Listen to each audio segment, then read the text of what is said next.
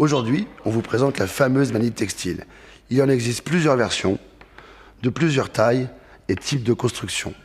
Maintenant, je vous montre comment faire une manille textile standard. Pour réaliser une manille textile d'environ 20 cm, il faut se munir d'1 mètre de tresse. Donc vous déroulez votre tresse, on va la plier en deux pour trouver le milieu ici. Il faut vraiment chercher le milieu. Ensuite, on va insérer l'aiguille à long chat à une vingtaine de centimètres de ce milieu. Dans mon sens, c'est plus facile. Voilà. Et vous sortez à la pliure, entre deux fuseaux. Par cette action, on va réaliser en même temps l'œil et le corps de la manille. Voilà, on insère la tresse à l'intérieur d'elle-même. Voilà. Il faut que la taille de l'œil soit assez petite pour être certain que le nœud qu'on va réaliser de l'autre côté ne puisse pas s'échapper une fois qu'elle est refermée.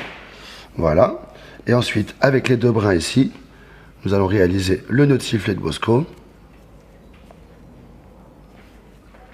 Voilà. On commence par le fameux nœud de Carrick et on prolonge en nœud de Bosco.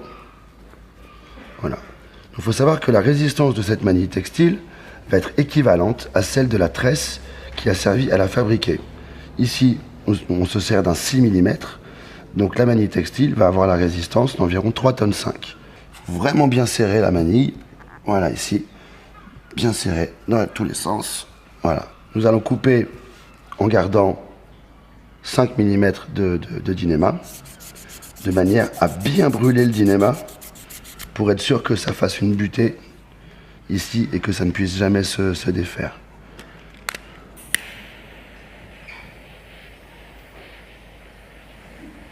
Voilà. Donc c'est une manille textile sans pré-étirage qui va forcément donc s'allonger un petit peu. Cette manille textile est par définition idéale pour toutes les accroches fixes sur le bateau, typiquement poulie de pied de mât, poulie d'écoute de phoque, poulie de barbeur. Voilà, tout ce qui n'a pas besoin d'être manipulé en navigation, cette manille textile sera parfaitement adaptée.